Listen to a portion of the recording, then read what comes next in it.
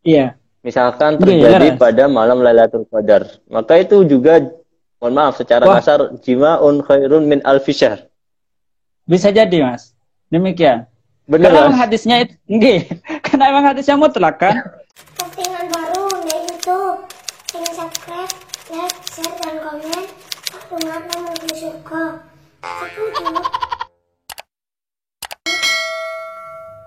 Sekarang tema yang kita usung adalah seputar Ramadan.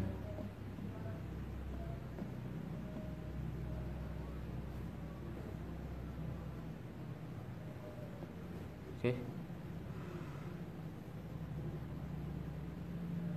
Oke, coba kita undang lagi. Oke, ini bismillah. Lorail ini satu pondok, satu kamar bahkan. Lebih tepatnya di pondok pesantren Al Anwar Rembang Sarang. Assalamualaikum warahmatullahi wabarakatuh. Halo, Waalaikumsalam Pak warahmatullahi Ismail, dengar wabarakatuh. suaranya? Hadir, Mas. Alhamdulillah. Pripun? Waduh, ma hadza basyara.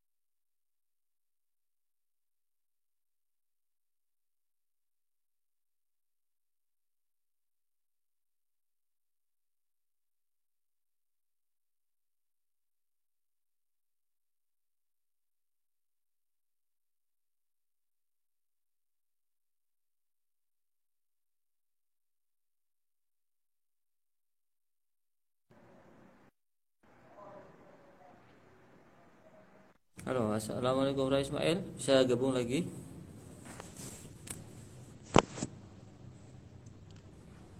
Ini entah dari mana ini apa sinyalnya yang lemah. Saya kurang tahu. Ini coba teman-teman guyonan kocok-kocok guyon coba komentar ini kira-kira gambar saya sama suara saya jelas atau terputus-putus barangkali. Gimana? Masih menunggu. Oh, bentar dulu. Bukan. Nah, ini coba kita undang lagi ajak gabung. Ini Lora Ismail satu kamar dan memang orangnya ramah sekali dan beliau masih studi. Assalamualaikum warahmatullahi wabarakatuh. Waalaikumsalam warahmatullahi wabarakatuh. Waduh, ini Sinyalnya sinyalnya kayaknya bermasalah ini kan. ya, sinyalnya kurang bersahabat ini. Nah, jadi apa kabar? Alhamdulillah, alhamdulillah. Iya, alhamdulillah. Masih jomblo, masih jomblo, masih. Alhamdulillah masih bertahan, Mas. Jauh ini masih bertahan. Masih bertahan. Oke. Oh, maaf ya, kita matikan dulu. Oke. Jadi, Ismail, udah jelas suaranya? Insyaallah. Jelas banget suaranya, Masya Allah. Merdu banget, Mas, suaranya, Mas. Alhamdulillah. Merdu ya, alhamdulillah, Masya Allah. Senyumnya itu loh kok cek manisnya sih orang ini. Ya Allah. Jadi sibuk apa hari-hari ini? Ujian katanya? Sekarang ujian Ujian biasanya kan tulis, sekarang di Al-Azhar itu dipindah ke ujian bahas kayak skripsi. Jadi karena ada situasi pandemik. Ya, karena pandemi. Jadi tidak ada, sudah berapa yang kalau kok putus-putus suaranya ya. Ini Rais Ismail sudah berapa tahun di Mesir, di Al-Azhar? Di Mesir sudah kurang lebih 4 tahun lah. Sekitar 4 tahunan di Mesir. 4 tahunan di Mesir. Oh iya. Jadi kurang berapa tahun lagi jomblonya hilang? Rahasia amat, rahasia umum. Oke. Baiklah kalau gitu kita langsung masuk ke pembahasan mungkin barangkali nggih. Temanya apa tadi? Seputar Ramadan. Temanya seputar Ramadan. Oke, yang pertama aja dulu, monggo. Ini definisi puasa sendiri itu karena memang Ramadan ya puasa gitu. Kalau puasa kan banyak sebenarnya, sunnah bisa, tapi kalau Ramadan pasti puasa. Definisinya puasa sendiri itu apa? Kalau definisi puasa itu sebenarnya dari setiap ulama itu kan kita berarti kalau membahas definisi berarti kan membahas had ya Mas ya. Membahas had lah. Ulama di dalam menakrifi sesuatu itu pasti tidak akan pernah terlepas dari yang namanya kekurangan. Nah, tidak akan lepas dari yang namanya kekurangan. Kalau misalnya udah buruk, maka oleh ulama satunya mengatakan ini enggak jami, ini enggak mani dan seterusnya. Itu menunjukkan bahwa manusia itu memang lemah, tidak ada yang sempurna gitu. Jadi mau berbuat sebaik apapun pasti tidak akan lepas dari kekurangan. Nah, kalau yang dikatakan oleh Syekh Qasim Al-Ghazi, kalau secara bahasa, kayaknya kalau secara bahasa, puasa secara bahasa itu semuanya sepakat bahwa memang puasa itu adalah al-imsak. Yani, imsakun anil kalam, wa imsakun an kulli syai'in, itu namanya puasa, tapi secara lugawi. Tapi kalau secara syar'i, puasa itu ya, dia menahan diri dari memakan sesuatu atau dari segala sesuatu yang membatalkan puasa, dengan niat tertentu, di hari tertentu, dan yang dapat menerima untuk dipasani. Gitu.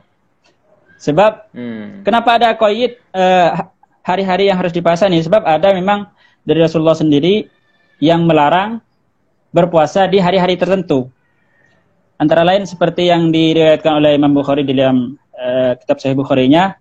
Nah, Rasulullah SAW, dari hadis dari Ibnu Abbas, nah Rasulullah SAW an shaumi yaumain, Idul Adha wa Idul Fitri. Ini hadisnya sharih banget bahwa memang faktanya itu ada hari-hari yang Rasulullah itu melarang di sana untuk berpuasa.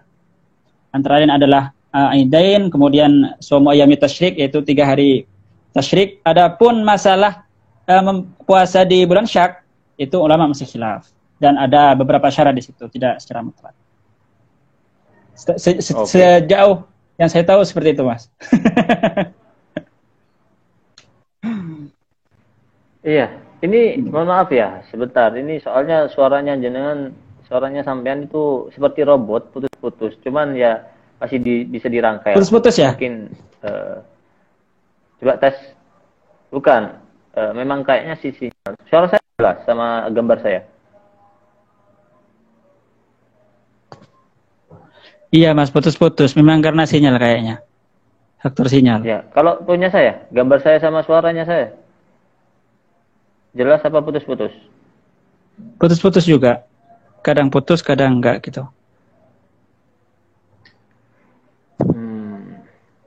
Masalah apa ini ya? Oke, dilanjut aja wis sebisanya nggih. Bisanya Ra. Nggih, monggo. Sebisanya. Oke, kalau misalkan seperti itu keterangannya, maka puasa sendiri itu sebenarnya ada tahap-tahapannya apa enggak sih sebenarnya? Oh, puasa itu misalkan bagi orang yang masih pemula adalah hanya menahan haus dan lapar. Untuk yang lebih spesial lagi, maka yang ditahan bukan hanya haus dan lapar, tapi ada lagi. Apakah memang ada tahapan klasifikasi seperti itu untuk bagi si subjek pelaku puasa itu sendiri? Kalau misalnya kalau kita melihat ke hakikatul shaum, memang di situ banyak.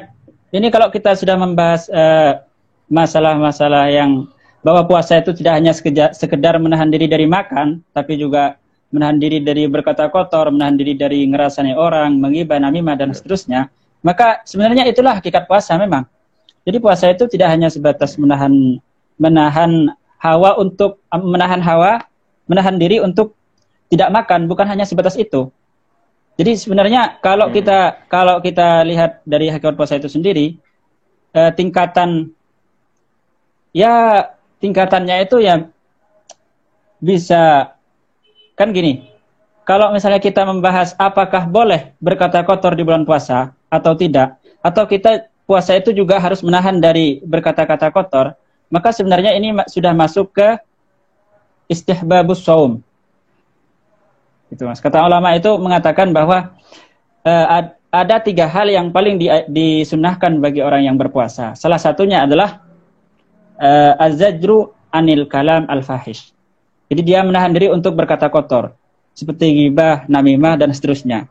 Terus disekali oleh ulama yang lain. Loh, bukannya berkata kotor itu memang hukumnya haram. Bukannya ghibah itu hukumnya haram. Kenapa kok malah disunahkan di dalam bab shaum ini? Nah, kata ulama dijawab bahwa min haitsus shaum, dipandang dari sisi dia itu berpuasa, dia itu sunnah untuk tidak berkata-kata kotor. Meskipun pada hakikatnya berkata kotor itu adalah hukumnya wajib. Haram. Tidak berkata kotor hukumnya wajib. Meninggalkannya itu hukumnya wajib gitu. Tapi min haitsus shaum, dia itu sunnah untuk tidak kayak gitu.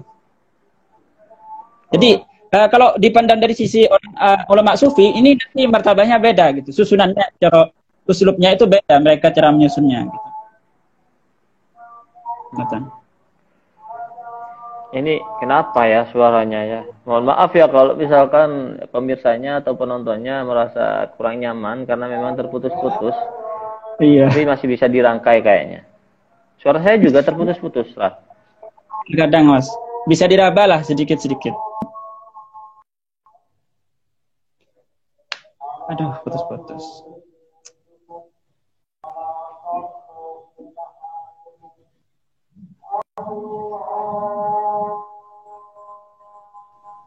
Halo. Gimana sekarang? Lanjut. Suara jelas? Halo? Tes? Jelas Mas. Nggih, jelas. Kok saya tidak dengar ya? Halo? Halo, halo. Halo? Aduh, memang sinyalnya Mas berarti rusak banget. Sinyalnya memang rusak banget. Waduh, gak kedengeran. Coba ya. Coba tes. Halo? Cek, halo, halo. Oke, sik. Lagi. Bentar.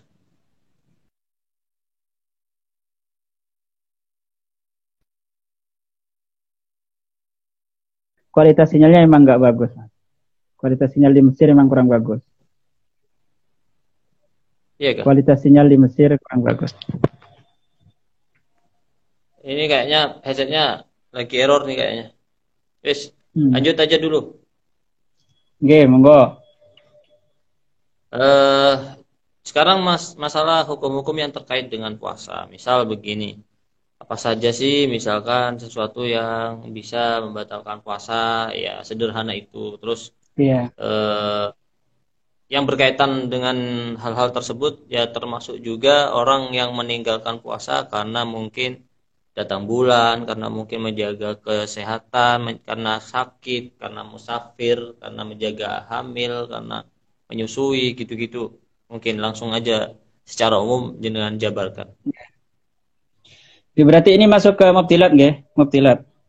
Jadi mubtilatus shaum itu kalau secara umum mubtilatus shaum itu ya seperti yang kita ketahui bahwa segala sesuatu yang masuk ke jauf, ke lubang-lubang yang sudah memang asli seperti kedua kuping, kedua lubang hidung dan mulut, kemudian 2 kemaluan. Ketika ada benda lain masuk ke dalam salah satu dari lubang tersebut, maka hukum puasanya batal. Kemudian masalah bagi orang yang musafir, maka orang musafir boleh dia tidak berpuasa, tapi dengan syarat pertama dia niat tarakhus. Jadi seseorang yang musafir yang sudah memenuhi syarat musafatul qasri, maka bagi dia boleh tidak berpuasa, tapi wajib hukumnya niat melakukan rukhsah. Tidak boleh asal dia itu membatalkan puasanya, tapi dia harus berniat melakukan rukhsahnya Allah Subhanahu wa taala. Nah, dengan beberapa syarat juga bahwa ar-rukhsah la tunatu bil ma'as. Dengan syarat juga bepergiannya itu safarnya tidak safar maksiat. Kalau misalnya safarnya itu untuk melakukan maksiat, maka dia tidak boleh melakukan tarakhus, dia wajib melanjutkan puasanya. Kemudian bagi orang yang hamil atau murdi, bagi orang yang hamil atau murdi, ketika dia itu tidak melakukan puasa karena khawatir terhadap dirinya sendiri, maka dia wajib hukumnya qadha saja. Qadha saja. Tapi kalau misalnya dia khawatir terhadap dirinya sama anaknya atau anaknya saja, maka qadha sama kafarah. Oh iya, kafarah. Enggak mungkin. Jadi Ya, intinya kurang lebihnya seperti itu. bukan diri sendiri dulu, khawatir ke diri sendiri dulu, baru ke kandungannya atau ke bayi yang disusui, gitu kan ya? Misalkan khawatirnya ke bayi dulu, maka masih wajib kafarah. Kafarah. Atau kebalik, nanti dilihat lagi. Gila. Ini yang tadi yang saya ambil poin soal masuknya benda ke jauf. Jauf itu lubang-lubang yang jalurnya masuk tembus ke perut gitu. Maidah. Nggih. Maidah. Maidah. Itu benda apa saja itu? Dah harus air, dah harus sesuatu yang mengenyangkan. Misal juga uker-uker gini, Iya. terlalu dalam itu membatalkan. Nggih.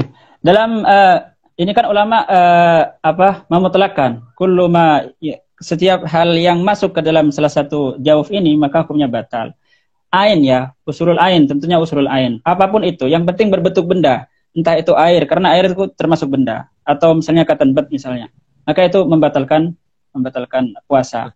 Atau misalnya air liur, misal ke telinga kan susah nih. Ya? Kenapa air liur? Lanjut dulu. Air liur juga membatalkan puasa apabila air liurnya bercampur dengan darah gusi. Oh gitu. Karena darah gusi ini sudah termasuk benda lain. Yang bercampur dengan air liur. Maka kalau misalnya dilak itu puasanya batal.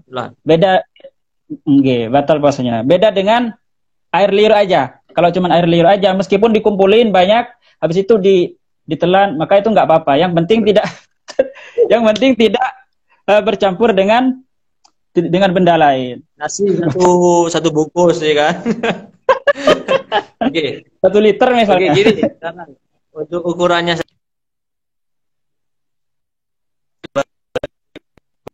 masuk sana bisa terlihat di sini. Kalau misalkan hidung itu gimana? Seukuran mana kira-kira? Kalau hidung masih putus.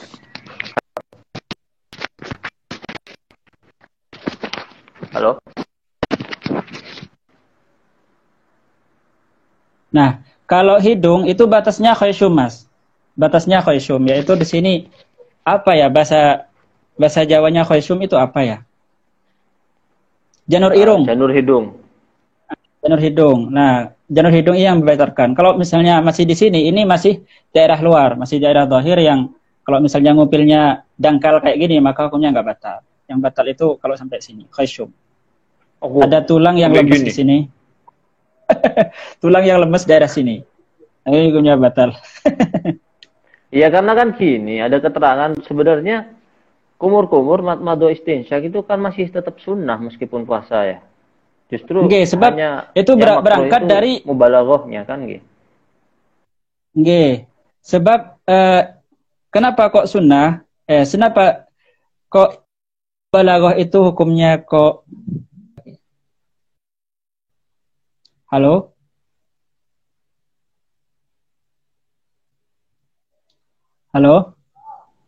Mohon nggih. Halo. Nah, kenapa kok kalau mubalaghah itu hukumnya kok makruh? Sebab mubalaghah itu sudah lebih dari aslus sunnah. Dari asal yang diperintahkan untuk melakukan kesunahan. Yang sunnah itu kan yang penting ada air masuk ke dalam mulut, yang penting ada air masuk ke dalam hidung. Maka ketika dia mubalaghah itu sudah lebih dari aslus sunnah. Sehingga hukumnya makruh kalau mubalaghah. Oh gitu. Bentar ya, ini ada kesalahan teknis lagi barusan. Iya, jadi bisa diulang. Tadi itu speakernya lagi masalah, kadang ke headset, kadang ke depan ini. Jadi kalau yang tadi puasa, wudhu, matmadoh itu sama istinsyak masih sunnah. Yang makruh balaghah. Benar. Oke, benar. Sebab istinsyak atau matmadoh itu sudah aslu sunnah sudah dapat dengan cara air yang penting sampai ke hidung atau ke mulut. Nyampe Usulul tok. ma'inah Itu udah fihi. usulul ma'inah. Itu udah cukup. Sudah dapat asal kesunahan. Itu perintahnya udah dapat. Tapi kalau mubalaghah dia udah lebih dari batas yang diperintahkan sehingga hukumnya makruh. Ya kan katanya itu dimakruhkan karena takutnya sabkul ma gitu kan. Takutnya air masuk gitu. Benar-benar. Itu hukumnya nanti ya. Kesedot. Benar-benar. Jadi untuk terkait hukum-hukum terkait puasa mungkin tadi itu saja mungkin ya, nanti saya akan juga sampaikan pertanyaan-pertanyaan followers nanti. Kita lanjut aja ke list atau daftar pembahasan berikutnya. Nah, kita sudah masuk ke hari keberapa ini? 25 26.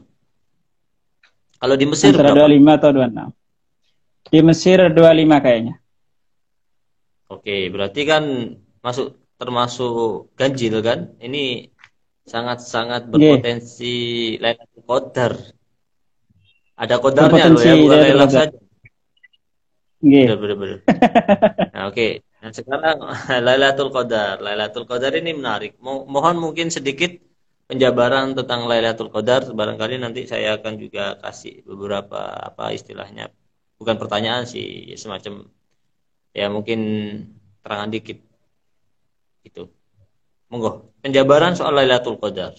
Kalau saya kemarin sama Caim Kafa Lirboyo membahas Lailatul Qadar lumayan agak detail. Cuman tadi saya terbesit ada beberapa unek-unek gitu loh. Mungkin nanti sampean jabarkan sedikit, nanti saya akan sampaikan unek-uneknya. Lailatul Qadar. Sebenarnya Lailatul Qadar itu meliputi pertama kenapa disebut Lailatul Qadar. Kemudian yang kedua kenapa Lailatul Qadar itu bisa menyamai 1000 bulan. Kemudian yang ketiga fadailnya gitu, fadailnya. Kalau kemudian kita yang dari pertama kenapa disebut Lailatul Qadar itu banyak sekali ulama yang berpendapat, istilahnya banyak sekali kaul di sana. Banyak banget riwayat yang menyebutkan asbab, jadi beda-beda riwayatnya kenapa disebut Lailatul Qadar. Antara lain yang paling sahih ialah hadis yang disebutkan oleh Imam Malik bin Anas, Imam Daril Hijrah di dalam kitab Muwatta, dan itu adalah hadis satu-satunya hadis yang diriwayatkan oleh Imam Malik. Jadi selain Imam Malik tidak ada yang meriwayatkan itu. Jadi ada 4 hadis yang diriwayatkan oleh Imam Malik, yang tidak satu pun dari muhaddis selain Imam Malik meriwayatkan 4 hadis itu. Salah satunya adalah tentang penamaan Lailatul Qadar. Nah, disebutkan di sana bahwa salah satunya itu bahwa Nabi Sulaiman itu dikasih 500 bulan katanya dulu. Nabi Sulaiman atau Nabi Isa di 100 bulan. Entah namanya apa. Mungkin Jumadil Ula, Jumadil Tsani, Jumadil Salis, Jumadil Arba'ah sampai berapa wallahu a'lam. Pokoknya ada 500 bulan di situ. Begitu juga Dzulqarnain dikasih 500 bulan. Akhirnya Rasulullah SAW itu ketika Isra Mi'raj dikasih tahu oleh Allah, ini loh umur umat kamu dan bulan-bulan umat sebelum kamu. Akhirnya Sayyidina Muhammad itu merasa, waduh, ini gimana dengan umatku yang umurnya sangat pendek? Maka mereka tidak akan pernah menyamai umat-umat sebelumnya yang bisa menandingi 1000 bulan. Maka bagaimana caranya ya Allah saya itu agar dengan umur pendek ini bisa dapat pahala 1000 bulan? Akhirnya Allah kasih Lailatul Qadar. Nah, ini adalah riwayat yang paling asal daripada yang lain yang diriwayatkan oleh Muwatta'nya Imam Malik. Satu-satunya hadis itu. Daripada yang lain itu, daripada yang lain itu termasuk juga mengenai Nabi yang namanya Sam'un. Sam'un Al-Ghazi. Sam'un, Samsun juga ada. Samson, dan lain sebagainya. Dan yang paling asal yang dari Niki. Yang dari Imam Malik.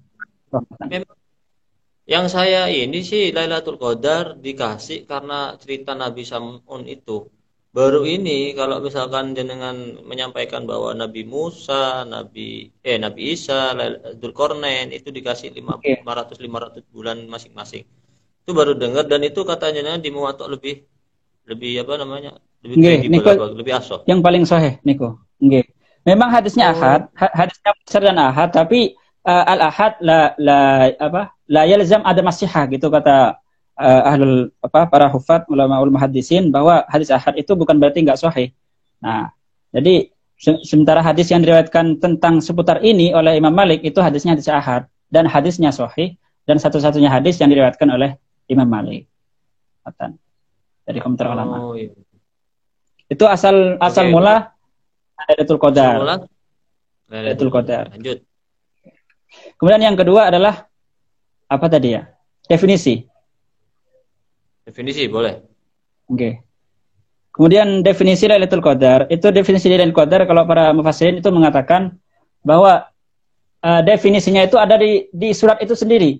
Inna anzalnahu fi Lailatul Qadar wa ma adraka ma Lailatul Qadar. Lailatul Qadri ini adalah definisinya.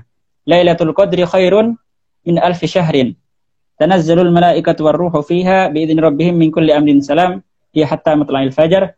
Jadi Lailatul Qadar di sini adalah definisi dari Lailatul Qadar itu sendiri. Itu para ulama mufassirin mengatakan demikian dan itu yang paling asoh. Ngoten. Ya.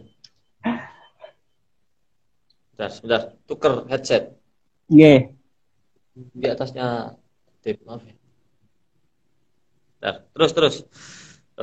Mohon maaf, ini soal headset biar nyaman obrolannya. Ini lagi soalnya Aduh, pakai sinyalnya Bluetooth jelek jadi banget. agak Iya.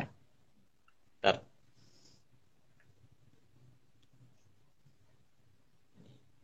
Kasih.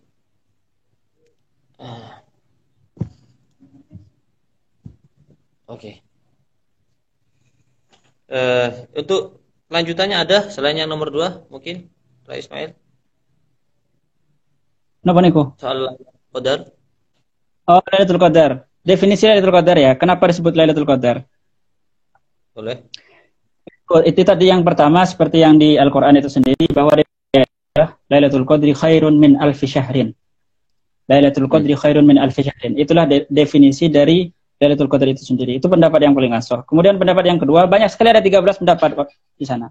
Yang kedua itu yang mengatakan bahwa Lailatul Qadar itu disebut Lailatul Qadar sebab di sana itu adalah malam di mana Lailatul Rahmah gitu. Lailatul Rahmah.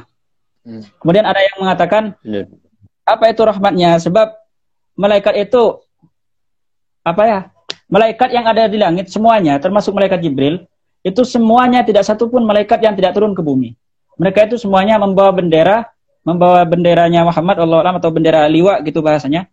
Kemudian mereka itu menunggu orang-orang yang berdoa hingga fajar, menunggu orang-orang yang berdoa. Siapapun dari mereka yang meminta maka akan saya kabulkan. Itu suruhan dari Allah. Tanazzalul malaikatu warruhu. Tanazzalul malaikatu warruhu, wakil malaikat Jibril, wakil ar-ruh itu adalah malaikat Jibril. Kemudian ada yang mengatakan malaikat yang malaikat itu tidak melihatnya. Ada yang berpendapat demikian. Bahkan malaikat Jibril pun sama ruh ini. Enggak, ada pendapat yang ngoten. Jadi mengatakan bahwa ar-ruh di sini adalah malaikatnya malaikat. Jadi malaikat pun tidak bisa melihat terhadap malaikat ar-ruh ini seperti halnya manusia tidak bisa melihat terhadap malaikat Jibril dan seterusnya. Dan benar demikian. Jadi banyak sekali pendapat di situ tentang definisi dan penamaan Lailatul Qadar. Kurang lebihnya ngoten. Keren ya, keren. Analisisnya lumayan Lailatul Qadar. Nah, sekarang soal mungkin tanda-tandanya sudah sangat banyak penjabarannya ya. Soal kenapa Lailatul Qadar banyak pendapat, lalu kemudian kenapa kok random tidak jelas. Mungkin hikmahnya kalau misalkan sudah ketemu Lailatul Qadar itu tanggal berapa, maka orang akan bermalas-malasan di setiap tanggal selain itu. Maka dia akan mengincar satu tanggal itu saja. Makanya di random. Untuk biar supaya bulan puasa itu dimaksimalkan seluruhnya per malamnya. Mungkin begitu hikmahnya ya. Betul. Oke. Cuman masalahnya ya kenapa? Lanjut. Dalam hal ini, jadi ulama itu juga banyak sekali berpendapat tentang Lailatul Qadar itu sebenarnya terletak di hari keberapa? Apakah Lailatul Qadar itu di tanggal sekian atau di hari kesekian, atau Lailatul Qadar itu dalam setahun? Jadi banyak di situ pendapatnya juga, kalau kurang lebih ada 15 pendapat juga di situ. Yang pertama mengatakan bahwa Lailatul Qadar itu ada sekali dalam setahun. Jadi Lailatul Qadar itu ada dan ada di awal tahun. Kalau misalnya tahun sekarang ada di awal tahun, di hari pertama di bulan Ramadan misalnya, di bulan pertama, ya di bulan pertama, di hari pada bulan pertama di tahun ini misalnya, maka tahun depan akan ada di hari terakhir di tahun depan. Gitu, ada yang berpendapat demikian. Jadi aneh-aneh banget gitu, pendapatnya banyak banget. Kemudian ada yang mengatakan itu tanggal 17, ada yang mengatakan Lailatul Qadar tanggal 19. Banyak banget. Cuman yang paling aneh banget, yang aneh itu Mas, ada juga yang berpendapat bahwa Lailatul Qadar itu ada di malam ganjil. Bukan malam ganjil, tapi malam Zaud. Misalnya ada di tanggal 26, ada di tanggal 24. Jadi ada ulama yang berpendapat demikian. Tapi yang paling asal ada di Usrul Awakhir, sebab itu hadisnya memang sudah sahih. Mengatakan ada di Usrul Awakhir. Nah, sekarang gini pertanyaan yang saya bikin penasaran. Nah, itu cara menghidupi Lailatul Qadar itu ibadah-ibadah yang secara umum atau secara khusus yang bisa dikategorikan menghidupi Lailatul Qadar. Ibadah apa saja? Khususkah atau umum? Secara umum. Sebenarnya kalau masalah ibadah itu ulama mengatakan, kalau hadisnya kan mengatakan barang siapa yang hadis yang diriwayatkan oleh Sa'id bin Musayyib kalau nggak salah, itu mengatakan bahwa man shalla al-maghrib awil isya Lailatul Qadri faqad hasala bihadin wafir au kama qala, demikian. Jadi orang yang salat maghrib di malam Lailatul Qadar kebetulan salat maghrib atau salat isya, kemudian dia tidur sepanjang malam, maka dia sudah melakukan ibadah di malam Lailatul Qadar. Jadi tidak harus kemudian dari maghrib sampai subuh dia wiridan aja, tidak demikian. Tapi tentunya pahalanya beda kalau misalnya semalam benteng gitu, dia ibadah terus. Waduh, bahasa Jermannya keluar ini ya. Bolehlah. Oke, ini maksudnya berarti memang secara umum ibadah masuk ya. Maksudnya secara umum apa saja ibadah. Umum. Sekarang berarti kalau memang umum, pertanyaannya begini, mohon maaf ya, ini agak intim sih, cuman agak vulgar, tapi ini saya tetap jadi apa istilahnya unek-unek. Sekarang begini, mohon maaf ya, bergaul sama istri hukumnya ibadah kan, karena memang halal gitu, bener? Iya. Misalkan terjadi pada malam Lailatul Qadar, maka itu juga, mohon maaf, secara kasar, jima'un khairun min alfi syahr. Bisa jadi Mas, demikian. Bener, karena memang hadisnya itu, karena memang hadisnya mutlak kan, hadisnya mutlak. Yang penting ibadah di malam Lailatul Qadar, maka dia berarti berhasil. Ada yang mentakwili gitu. Jadi karena hadisnya memang mutlak, maka orang yang ibadah di malam Lailatul Qadar mutlak, ibadah mutlak apapun itu, maka dia berhasil mengumpulkan ibadah dalam setahun. Gitu. Maka termasuk menggauli istri juga gitu. Waduh. Enggak, itu beneran jadi unek-unek itu. Itu bergaul yang melebihi 1000 bulan itu maksudnya gimana? Tapi itu benar ya. Jadi misalkan konteksnya memang itu kategori pahala, maka itu tuh termasuk juga pahala yang dilakukan di Lailatul Qadar, maka berkali lipat. Hadisnya memang mutlak. Oke. Hadisnya mutlak. Tidak melulu baca Quran, sholat ditambah rakaatnya, segala ibadah pada malam itu. Oke. Berarti sudah memenuhi penasaran saya itu, termasuk itu tuh gimana gitu. Oke lah. Lailatul Qadar. Kita sekarang masuk ke list berikutnya, pembahasan zakat fitrah.